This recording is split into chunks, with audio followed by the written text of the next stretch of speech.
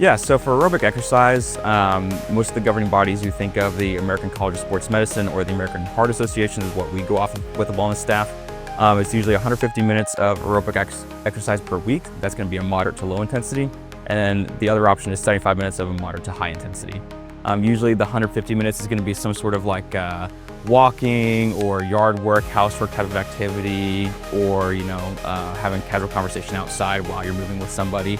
If you're fitter, usually the higher level runners need some sort of like lower intensity jogging, things like that, or cycling, for example.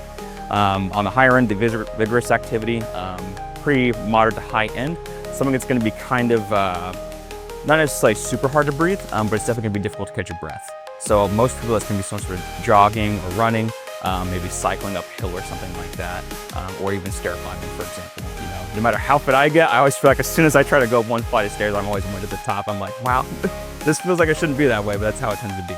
But really a good way to kind of sneak in the physical activity, at least the low intensity stuff, is you can easily just have some meetings outside if, available, obviously. Sometimes a lot of, teams in the company need some sort of product or things on whiteboards or screens and things like that. But in this scenarios where you don't necessarily need that, you could just do it off your phone or paper and pencil and kind of just like walk through everything elsewhere. Meetings are a great way to do that outside. You can kind of walk at a brisk pace, talk, things like that.